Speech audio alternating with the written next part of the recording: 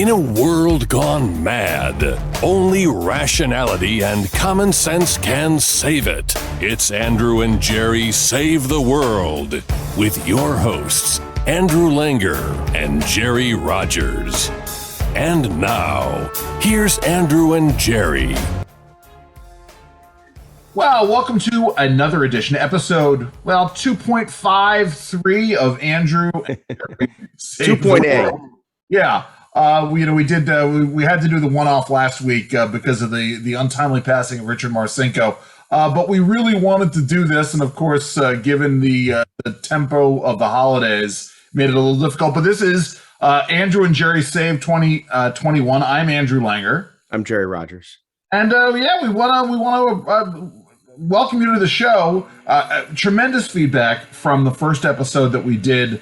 Want to thank folks for downloading. Please, and I'll say this again at the end, please tell your friends, please tell your family members, leave good reviews. We are now available on, Jerry, so many platforms, Spotify, Google, iHeart, Amazon. I'm working on trying to get us up on the Apple podcast page, but you direct folks to the Transistor page. And, Jerry, our social media. At AJ Save the World on Twitter and Facebook.com/AJ Save the World. You can find us there, and we're getting more and more interactive. Jerry, 2021. Let me start with this question. Pose it this way. I already have a funny thought in my head.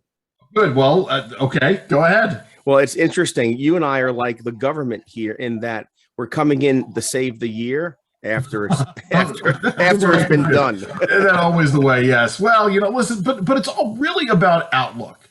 And teeing it up this way, which is the question, and you and I have talked about this informally, which was the worst year, 2020 or 2021? I think we started that way, and then we finish it up at the end in our bottom line segment talking about why, talking about some of the bright spots of 2021. But I'll get into it in a second. I do believe that 2020 was a worse year than 2021. I think you do as well, but I want to get your thoughts in any case. Well, 2020 was pretty bad. Yes.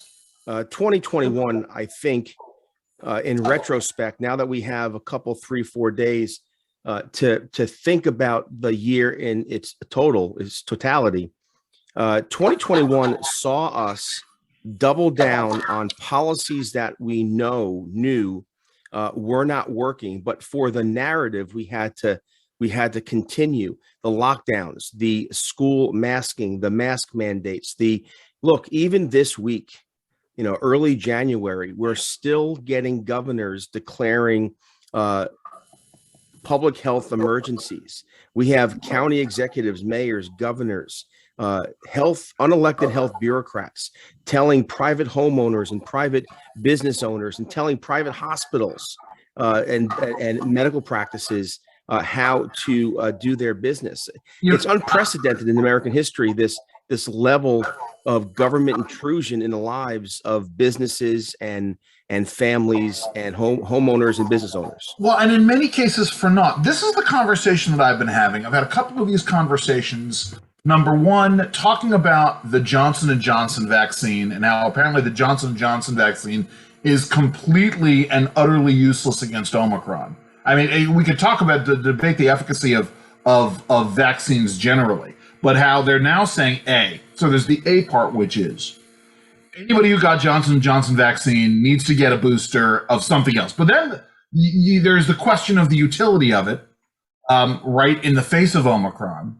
And then part and parcel of this, and I'm using my hands because there's a video component, folks. Part and parcel of this is this discussion now apparently from the CDC that in the absence of test kit availability, now they're just telling people, okay, if you think you have COVID, just stay home, which is like the most idiotic piece of public policy advice. It's completely unworkable.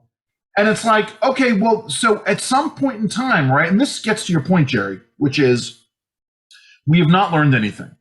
And so why 2021 was bad was because we continued down the path of just terrible policies with awful results and refuse, the folks in power refuse to do anything to change that. Here we are now at a point where we really are legitimately in an endemic, not a pandemic.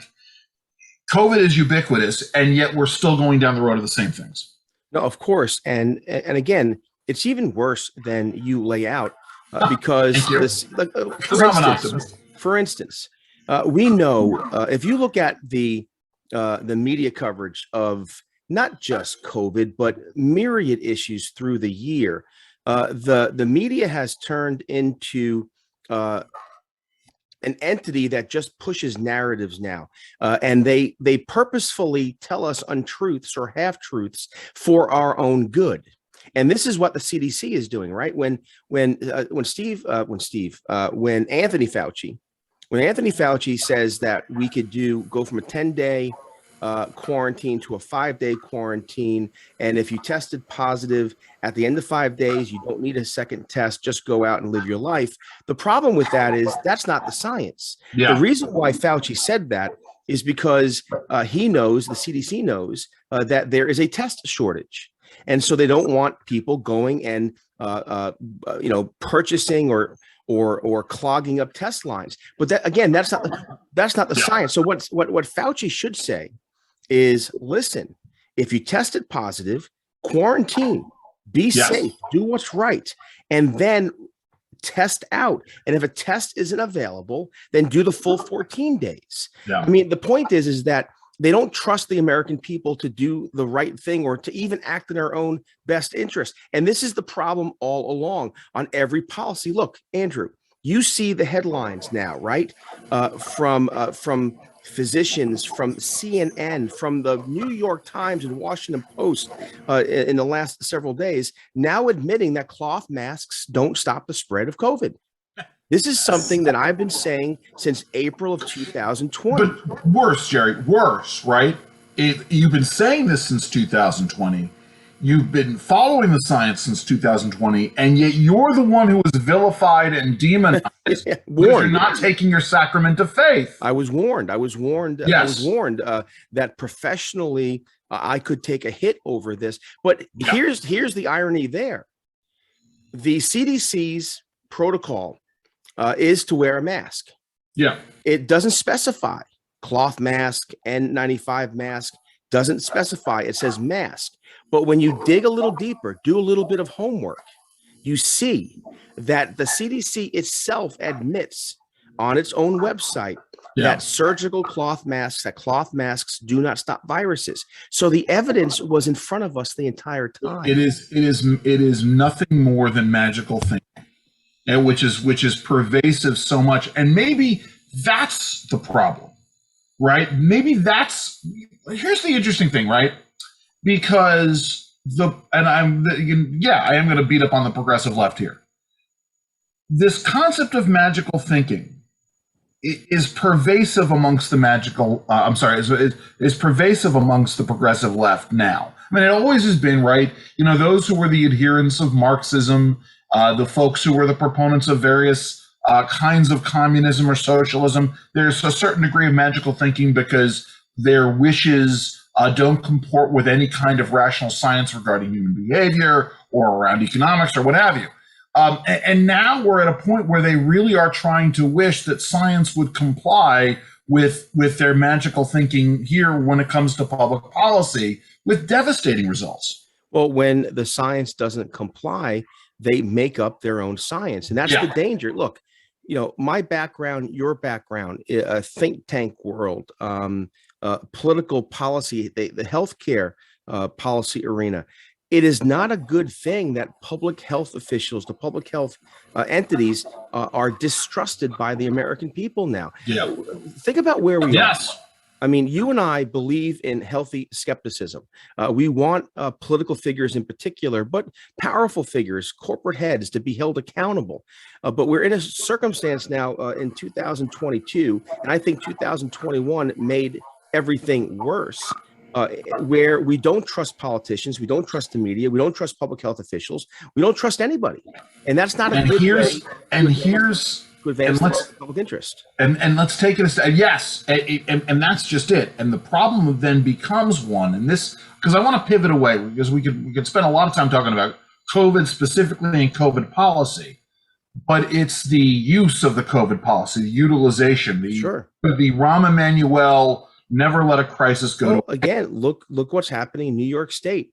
You have the governor there just recently declared that racism is a public health emergency. Well, why can she do that? And by the way, there are real world consequences to that declaration, because in New York now, you, depending upon your race, if you are not a preferred race, you go to the back of the line for COVID treatments. Yeah. Which is, again, a whole other topic.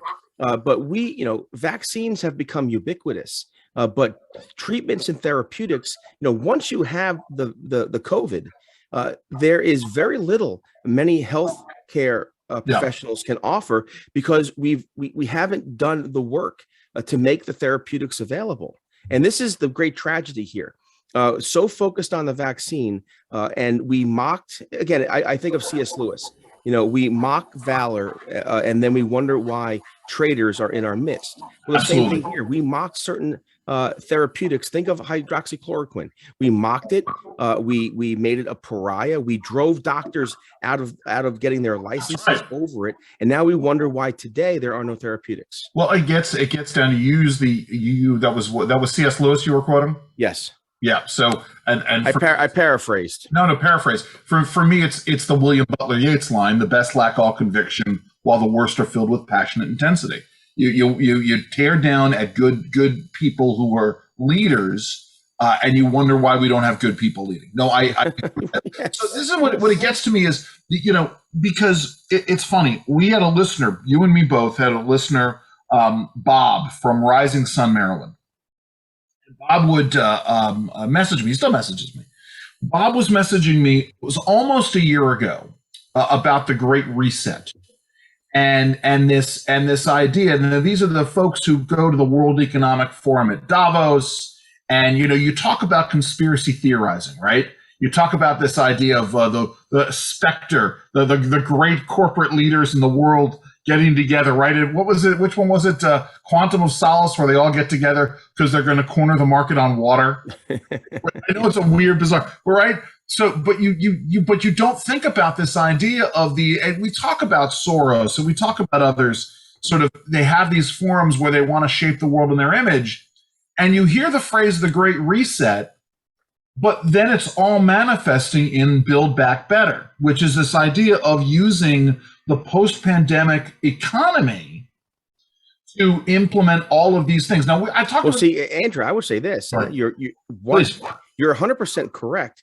However, it didn't start with the pandemic, right? No, of course not. I mean, frankly, a lot of this started with, and you and I have talked about this for years now, but when we started to redefine racism and attitudes towards racism, we've completely redefined this issue, where it used to be you judge a woman by the content of her character, but today you have the progressives literally judging and promoting or demoting issues, people, organizations, really based upon race.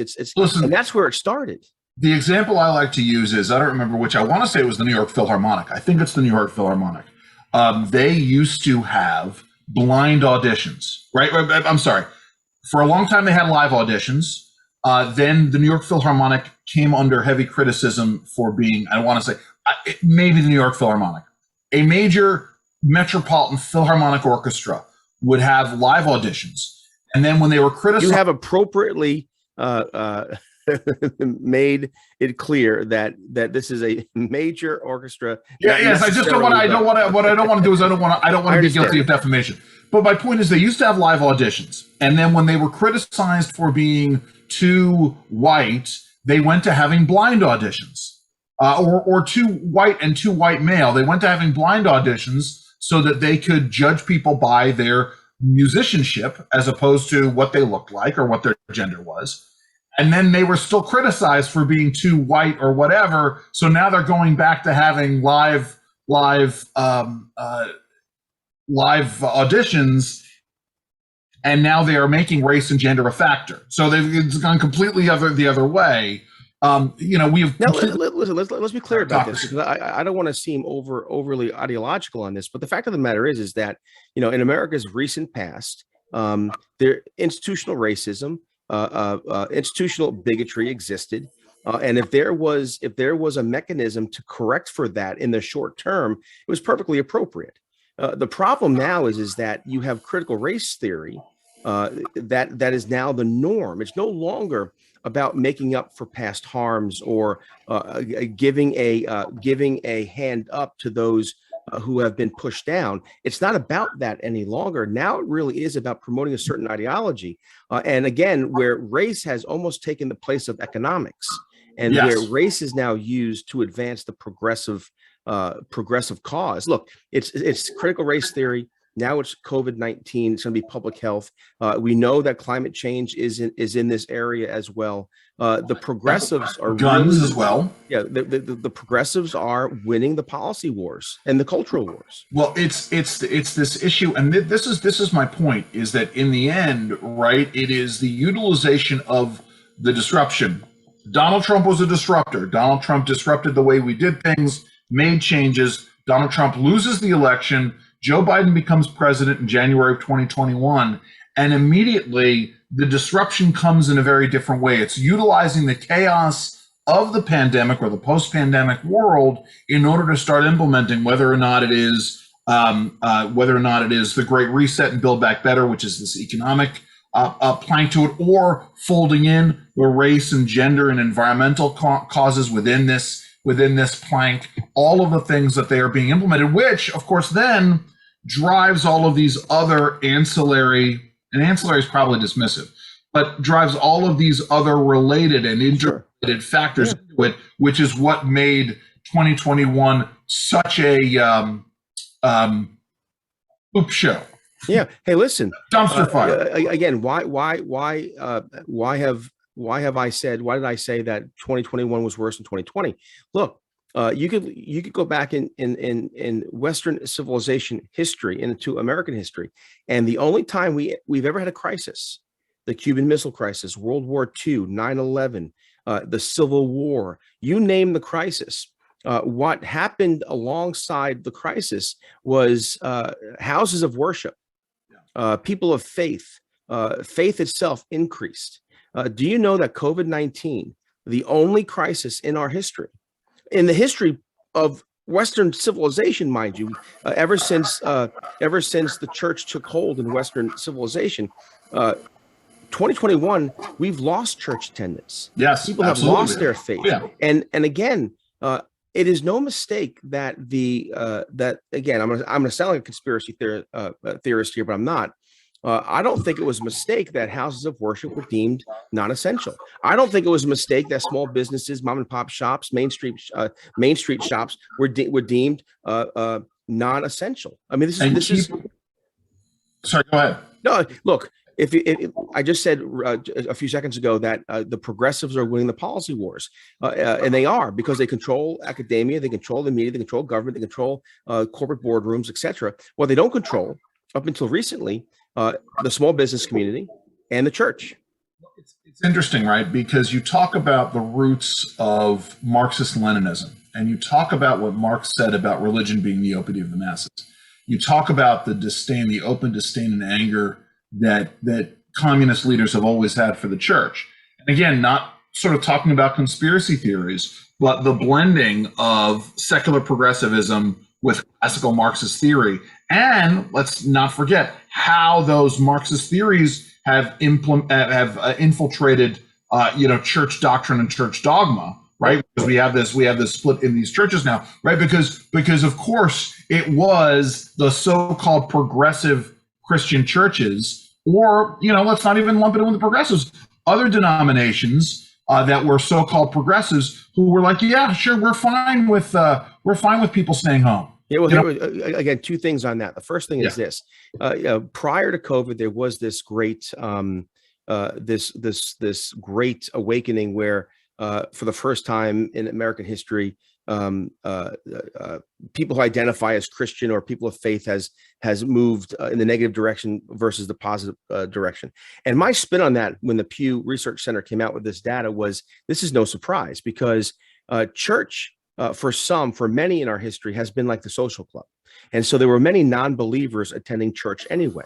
The only difference between 2015 or 2020 versus 1955 or 1965 is that all those Americans who saw church as the social club just stopped going to church, and now they're going to the social club. Yes. That's one thing. The second thing is, and I think it's even more important in terms of our discussion, and that is the progressives are brilliant.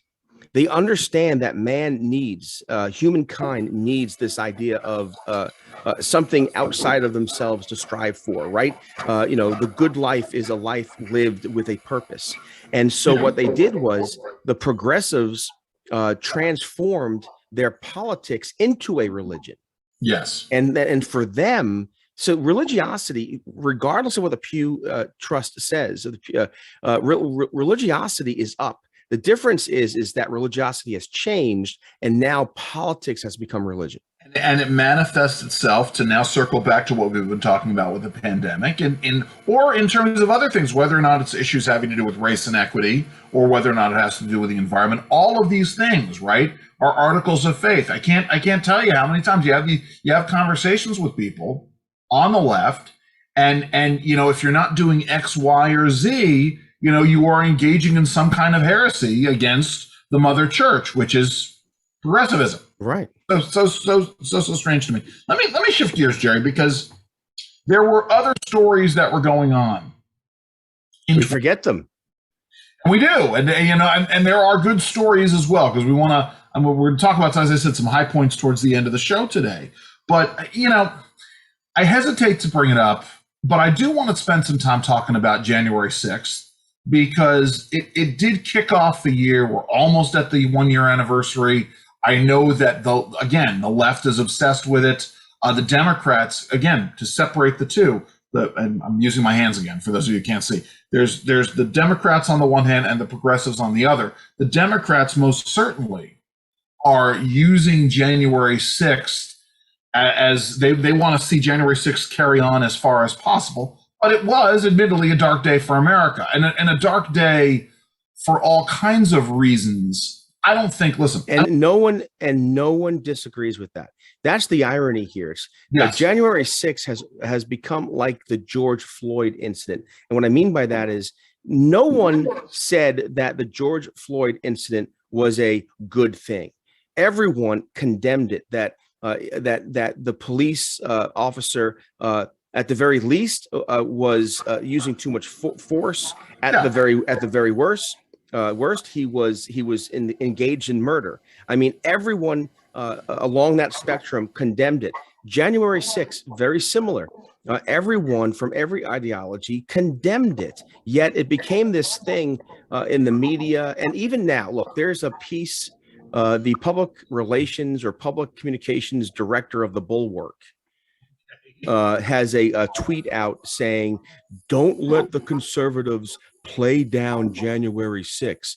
How in goodness name can anyone in their right mind say that anyone anywhere played it down? I'll tell you, because what it is, right, is, again, it's an article of faith. You must, in America in 2022, you must agree that January 6th was an insurrection, that the folks who were rioting within the Capitol were engaged in sedition, and that they were attempting to overthrow the government, and that Donald Trump was trying to strong arm his way into remaining president of the United States. And if you don't agree with all three of those things, then again, you must be drummed out of American society. And all three of those things are fantasy. Yes. It's fantasy to think that it was an insurrection. It's fantasy to think that it was sedition.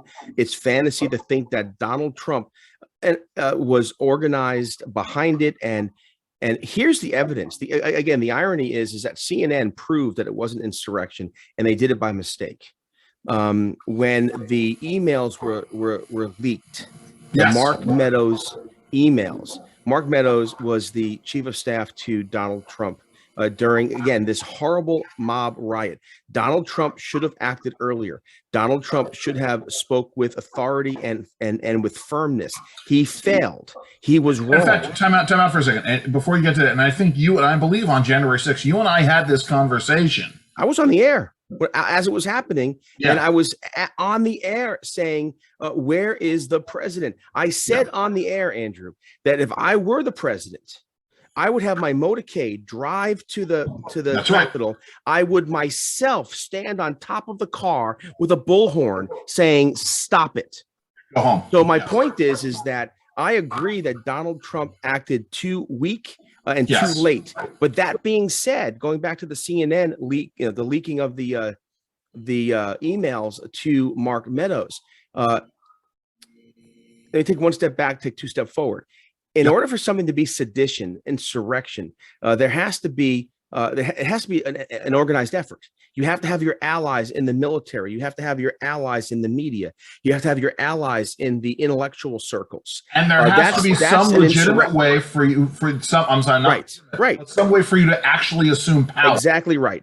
Yes. And what we saw in the leaked emails were these frantic cries from conservative pundits and hosts and TV personalities telling Mark Meadows, where's the president? He needs to stop this. Now, again, if this was insurrection, if this was a sedition, if this was an act to overthrow the government, you would think that the leader of the organized effort, i.e. Donald Trump, would have had his media, would have had his intellectual support, his military support. But none of that happened. Why? Because it was not sedition. It was not insurrection. And let me add something. Let me now circle back to what you were talking about in terms of conservatives losing the policy battle, because this is all intertwined, right?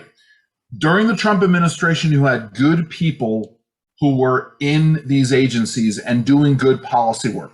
Not all great, but listen, by and large, good people there. And you had for the first few years, you had some good people advising Donald Trump. I mean, they were getting fired constantly. There was chaos at the White House in terms of senior advisors. Right. You want to know why things didn't go better? And Jerry, you and I were talking about this during the 2020 election, where the RNC, and the Republican National Lawyers Association did nothing in 2020 to deal with the changing of the election rules, the illegal changing of election rules. Right. But during the campaign and after the loss, and the people who were advising Donald Trump and advising the White House, with the Georgia Senate race, et cetera, all of those things, they were feeding the president garbage. Yes. And that's why we're losing. You and I talked about this at length, and that is the president complained about Election Day after Election Day, when he had up to a year prior to get into the states where these changes were made. There could have been an army of GOP attorneys and constitutional lawyers to push back on and you said it, the illegal, unconstitutional changes that gave Joe Biden or any Democrat the advantage come the election. He had that opportunity. But again, Donald Trump did some good things. His greatest, in my mind, flaw was his lack of preparation, organization. He was a mile wide and an inch deep. Yeah. And some people thought the mile wide was good enough. Again, I told you this before. Donald Trump reminded me of Sarah Palin in the sense that his instincts were good, but he never did his homework. Yeah. Ronald Reagan really is the model. Ronald Reagan was someone who viscerally understood politics, viscerally understood where the political debate was going. But then he did his homework. He read Russell Kirk, right? He understood the founders. He did the homework to become Ronald Reagan. Sarah Palin failed to do that, and unfortunately, so did Donald Trump.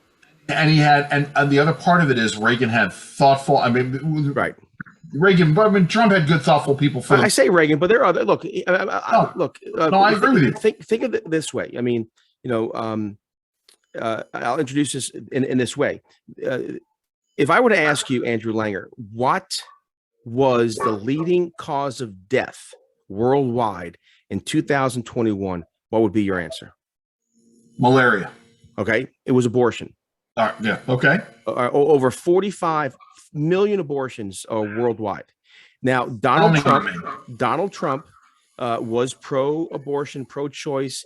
He progressed to being pro-life.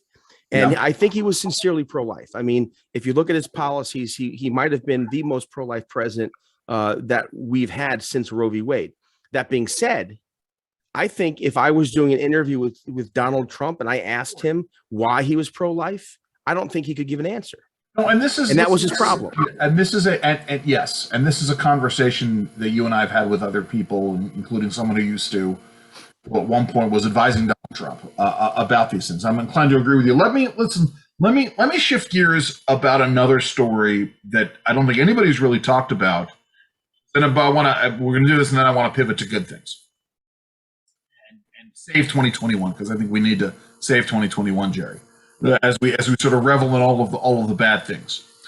I want to talk about. We can't resurrect it. We can't. No. We can't be like Lazarus. Lazarus, come out of the tomb. I want to talk about Afghanistan, because Afghanistan seems to have been lost in all of this narrative.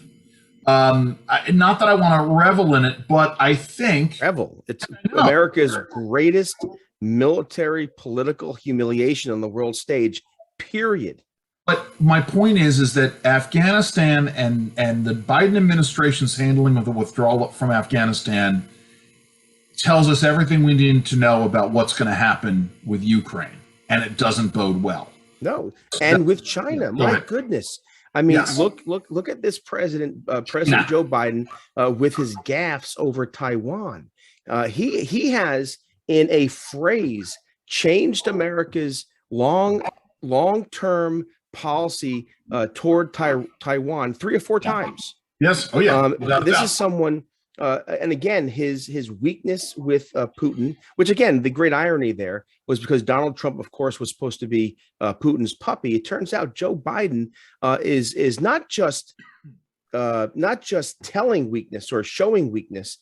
He's actually weak. He's made America weaker, going from the pipeline, closing down pipelines in America, but allowing for pipelines to run from Russia to Germany, and with China. China is aggressively advancing, and they're doing it with self-interest, and we're doing nothing. Look, let me say one thing about this, please. Absolutely. About foreign policy, and I think the Paris Climate Accord perfectly demonstrates this. The greatest world polluter is China. Mm-hmm. And it's not just pollution, it's also the strip mining, it's also the slave labor used to do the mining and all the rest of it. And the Paris Climate Accord lets China off the hook. Absolutely does. And it does so publicly, officially, and Donald Trump, part of the reason why Trump pulled out of that accord was to put China on notice. And what does this administration do? Again, goes right back to it like a lapdog. And this is real life consequences here. And I'm glad you brought it up. Well, no. And let's remember, right? Because we spend a lot of time talking about China's soft foreign policy. And a couple of weeks ago, I think you and I did this in a Facebook Live. I know I did in one of my own, solo shows. Talking about China and trade and China and infrastructure around the world, right? So we know that China is building highways and building ports and building airports because they want to be able to control world shipping and the transportation of goods and services that they're manufacturing. What America is doing, by the way, in response to that, is giving free broadband to failed rec centers in Baltimore to get squeegee guys off the streets. Yeah, all right. But right? My point is this. It's not just that China is doing this so that they can strong arm, maybe in the long term, and part of it is in the long term, so that they can take possession of these facilities. But by engaging in this soft foreign policy and by doing this It's soft warfare is what it is. Well, no, it is. But Jerry, my point is that it also helps them build allies around the world on the world stage for these international agreements. Sean Kennedy. Yeah. Sean Kennedy was the president of the Claremont Institute. Yeah. He is an expert on foreign policy. Oh yeah. He did a piece years ago. I want to say 4 or 5 years ago, Wall Street Journal piece, and it was like a alternative history, an alternative future history. It was a fascinating piece. Long story short, this is the piece. I want you to comment on it. The piece was that Iran has a barge, what looks like to be a private sector, private company barge, miles off of the U.S. coast, and it fires a weapon into the atmosphere. Sure. And causes one of those electronic, an EMP, which puts out power in the United States. Yeah. And the Chinese come in. America calls for help to its allies, to the British, to the French, to our allies around the world. And China comes in and says, nope, don't help them. If you help them, we will disrupt your economics here, your trade there. Not even threatening them with invasion or war, but threatening our allies with economics and financial issues to keep our allies. And what that would do it would devastate America in terms of we would eventually get back on our feet, but we would be so long living as an 1860 society that when we returned, we would be a 2-bit player. Well, it's interesting because then we can spend a little bit of time talking about the uselessness of some of our libertarian friends. But all you have what the scenario that you're talking about here is not dissimilar from some of the scenarios envisioned by the original movie Red Dawn. And if you will recall, when they remade Red Dawn, the Chinese were the enemy. And the Chinese government, who had so heavily invested in Hollywood, put so much pressure on the makers of Red Dawn that they were forced to painstakingly change the enemy and all the markings, etc., to North Koreans, as though North Korea could conceivably invade the United States. And again, it's a small thing, right? But it has enormous pressure. My point is that China builds these alliances, and they're doing it for all kinds of reasons, and they are looking well down the road at a world in which because we were so gelded in our withdrawal from Afghanistan, and America is perceived as weak, and every time Joe Biden goes on TV, he's seen as weak, that now the two competing dominant powers on the world stage are China versus Russia, which incidentally, for many, many years had a rivalry. Even while both nations were supposedly communist, Mao China and Stalinist, Khrushchevist, or whatever Russia, they were still rivals in many, many ways.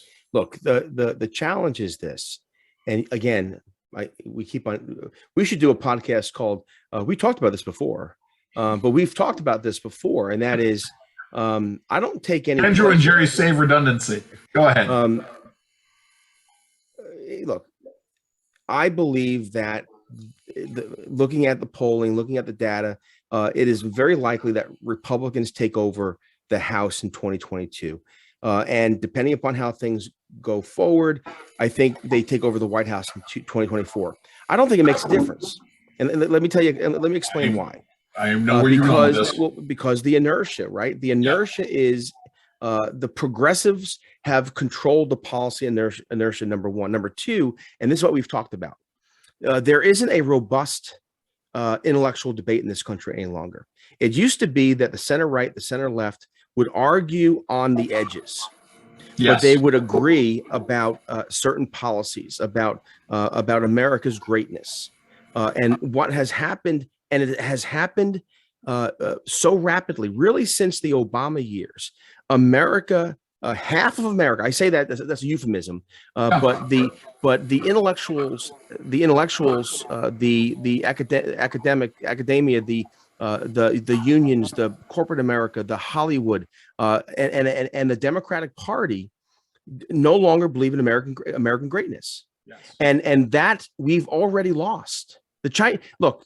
Yes, we are still competitive with the Chinese. Our economy is still better than the, but it's only a matter of time now. And the answer, though, if we rediscover America's greatness, we can compete and win against any nation, but not the way we are. I mean, I think about Lincoln's house divided against itself can't stand. We truly are a house divided.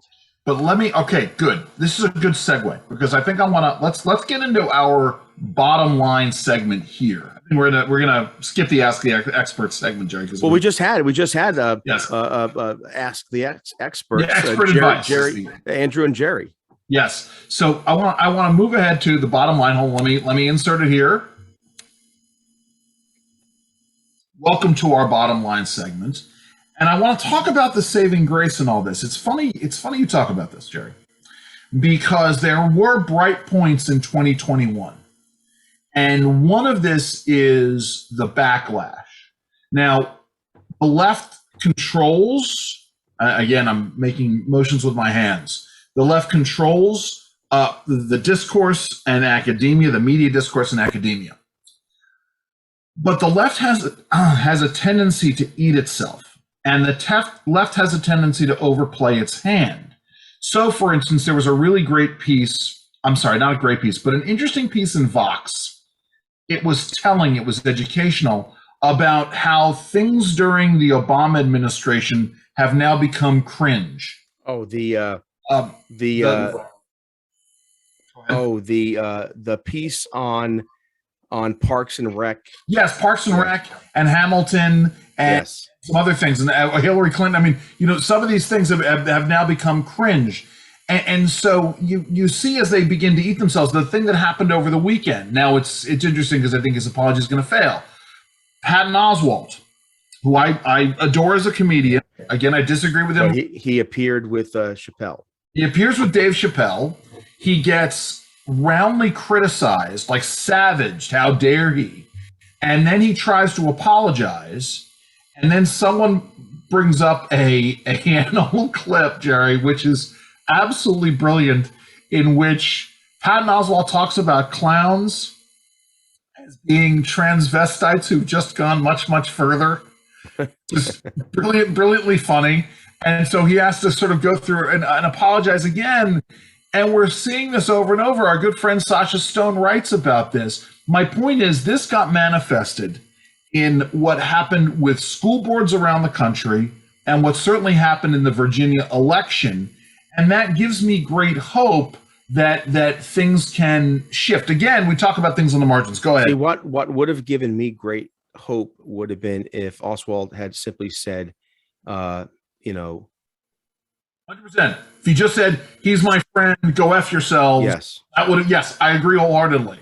Yeah. Go ahead. See, so this idea of the left eating the left, where I'm not saying, by the way, I'm not saying that Oswald's appearance with Chappelle or his apology. No, I know that. But what I'm saying is that it's evidence of the left eating itself. My point is this, is that you still have, the reasonable left. You still have the reasonable liberal. And so what's happening is that the left is eating the center left, and at the end of the day, what's going to be left is just the progressive hard left, the AOCs. The future of America is future senator from New York. Look, I'll go further than that. She is the future of America. Period. Yeah. America is fastly becoming Alexandria Ocasio-Cortez. This is why 4 years ago, when she came on the scene, or 3 years ago, when she came on the scene, I said, don't laugh her off.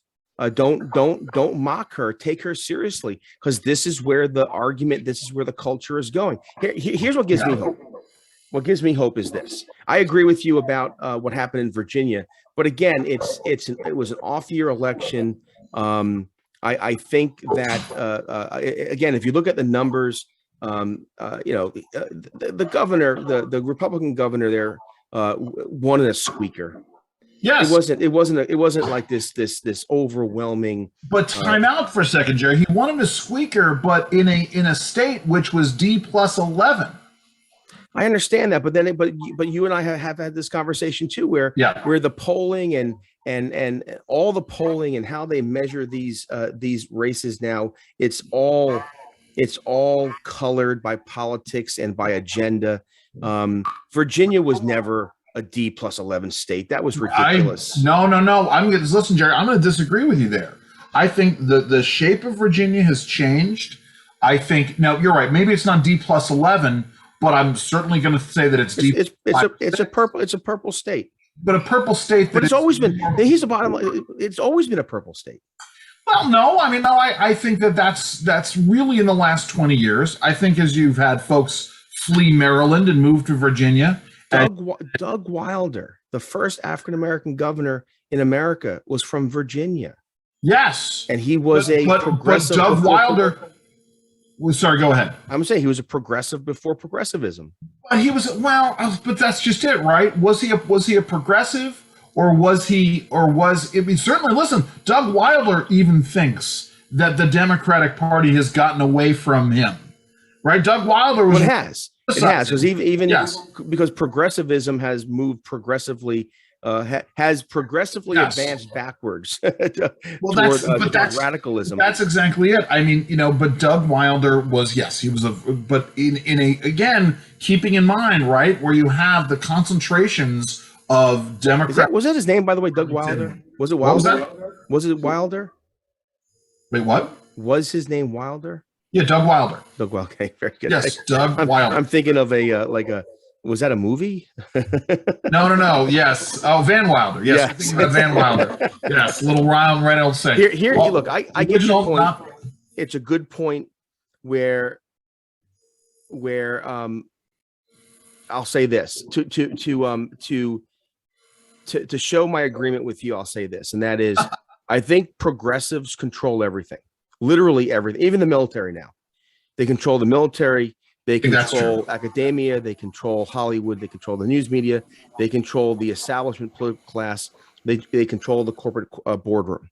What they don't control yet is the church. Now, you're right. There are churches that have imploded and have become not the church any longer, but baptized social clubs or whatever you want to call them. But essentially, the church, the small business community, and lastly, the American people.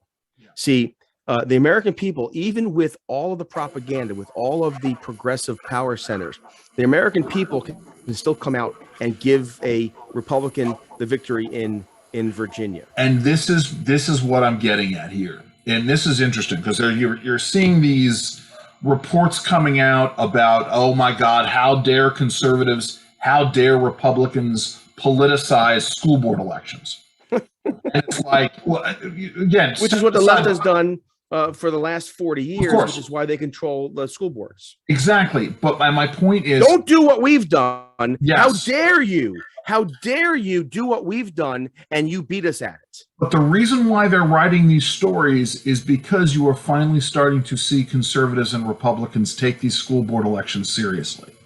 Yeah, but it won't last, though.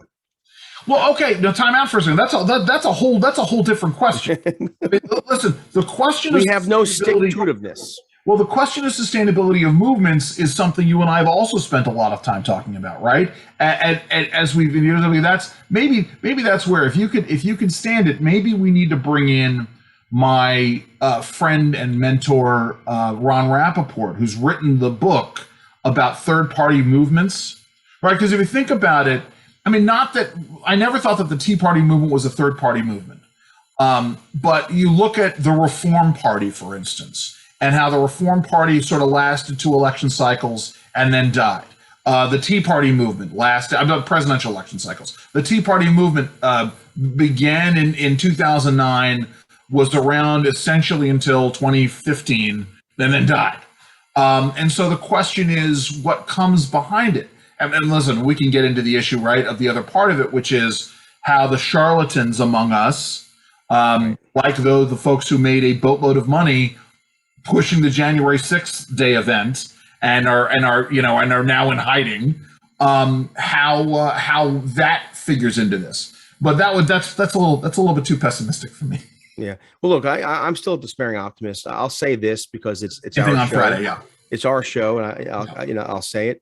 I really think that our hope, and I've said this before, we're not going to find our hope in any one political party or political figure or in any political movement. I think our hope really comes to look towards our faith. Yes. And I think and I'll say this, the answer to all our problems lies in the Christian faith. And again, not to uninclude or disclude or whatever the word is for it, our friends of other faiths or no faiths. Exclude is the word you're looking exclude. for. Thank you. Oh my goodness, had a senior moment. Disinclude. Okay. Dissuade. Exclude. Yeah. I do think this year. I'll tell you something. Yeah, because this is what I want to get to. So I've been doing some serious thinking about this, and that is. And this came across right around Christmas time. I read something, and it has stuck in my mind ever since I read it. And that is anything that you find your worth in, your identity, your worth, your acceptability, your currency, and for me, outside of Christ, anything outside of Christ, where you find your identity, your self-worth, your value. Becomes an idol. And it struck me because I really do put a lot of my identification, my worth in politics and policy, and wanting to make a difference in ideas. And I wonder sometimes if it all just hasn't become an idol for me. Interesting. But there's a point to this, and I apologize. I'm getting esoteric here. Take your time. But my point is this: I think that's where our hope is. I think that's where my hope is, and that is knowing that all of this nonsense that happens in politics is so important. We have to. I mean, look, we know that what happens in D.C. or the state capitol or the city council impacts our lives. But even more important than that are the people right in front of you, right? Your friends, your family, the little platoons. And I think our hope lies in like what C.S. Lewis called the little platoons. And this gets into, Jerry, one of the reasons why I thought that 2020 was a better year than 2021. Because setting aside everything else, right? This idea that we were forced to take a pause. We were forced to spend time with those around us. And that wasn't necessarily a bad thing. That was the best part of I liked being sequestered with my family. That's my point. We had to take a pause. And so if there's anything we need to take, right, because there are folks who are joking about how maybe we should write 2022 as 2020, TOO, right? Because you can do it. That if there's anything that we're going to take from 2020 and bring it into 2022, it is that taking moments to be with family. I'll tell you something. Nothing has buoyed me more over the holidays than watching. I can't do them. I can't get into it. It's not my thing. I can't do jigsaw puzzles. Yeah. I mean, I suppose I could do them. Erica loves them. Yeah, see, and my wife and my girls love them. Yes. And watching my family do a jigsaw puzzle was great. We had a moment. I don't know. Maybe it was 3 or 4 months ago where Jan and Abby and I sat down. We played Scrabble and had the best time. Just Scrabble. You know what we did New Year's Eve?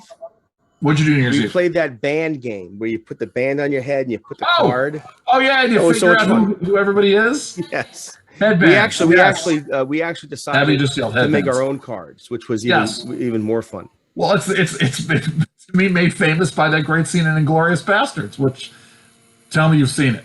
No, I've seen the movie, but I don't recall the scene. No, it's a scene when they're down in the pub in Inglourious Bastards, and they're all. Oh yes. I'm sorry. It's fantastic. That's great. Jerry, we gotta do that. Did you have a nice New Year's Eve? What did you guys want to do? Well, we had a great New Year's Eve. We were home.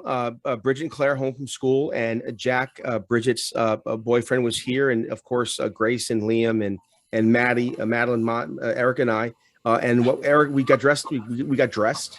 Nice. And Erica put out a spread of delicious plates. We had small plates, and we never sit down dinner. We had small plates. Yeah, I get it. And appetizers, tapas, that sort of thing. And then what we did was we played some games. We earlier in the evening, I'm gonna tell you my whole evening.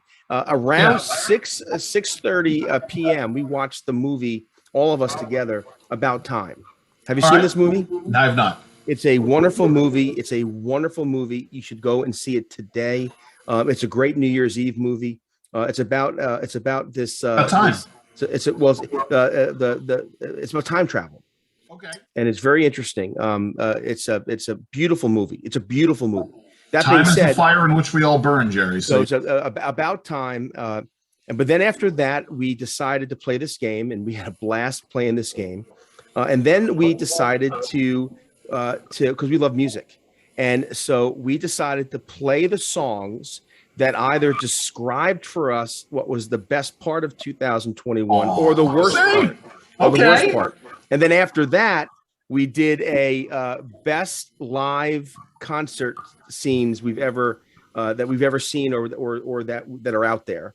And then we did the ball, and then you stayed up for the ball drop. Oh yeah, then we did pots and pans. Oh my goodness. There you go. Yeah, no, I did. We did pots and pans. We were supposed to have a really fancy dinner at the Williamsburg Inn with some family friends of ours, and one of their adult kids, or two of their adult kids, got sick, and there was a COVID risk, and we're like, okay, we're gonna hold off on that, and we made a last minute, game day decision, game time decision to go and play Topgolf.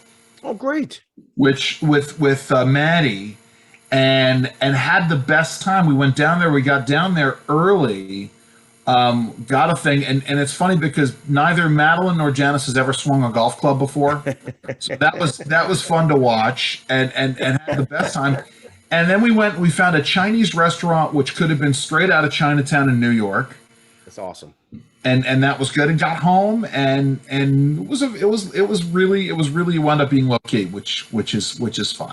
Well, I think New Year's Eve should be low key in the sense that you should spend it with the people. My mom always said that who you surround yourself with on New Year's Eve, these are the people who you will be with all year. Well, there you go. Well, that was New Year's 2005. I was with Mayor Giuliani, and so there you go. That says it all. So Jerry, yes, what are you up to? Anything you want to promote this week for the podcast? Well, I have my Sunday show on WBAL. That's this week, and I'm doing my writing, editing over at Real Clear Health, and a lot of writing projects. And so when my pieces appear, I will let you know. Yeah, and something, we'll make sure they're up at the Andrew and Jerry Save the World page on Facebook. We'll make sure we tweet them out. I'm doing writing as well. Not on the air this week. I want to thank the folks at WCBM again for having me on last week. Certainly. Great shows, by the way. Great shows. Thank you. Liam from Kingsbridge. That's a good caller right there. And it was fun. Always fun talking to Liam. I love it when he calls in. But in any case, guys, you can check us out. As always, I'm going to say it again. Please tell your friends, your family members, your friends of family members, your friendly family members, your unfriendly family. Hey, just tell them we're better than Joe Rogan. You go and check us out. Tell them to go check us out wherever they want to get their podcasts. But also follow us on Twitter at AJ Save the World on Twitter, Facebook.com. /AJ Save the World, and subscribe, leave reviews. Most importantly, that is of vital importance. And as I always say, guys, Jerry, you have any final words before we go? No, this is great fun. How my thing. I know what your thing always is. My thing is this, and that is, find the truth, plant your feet, and stand firm. And as I always say, have fun and stay safe.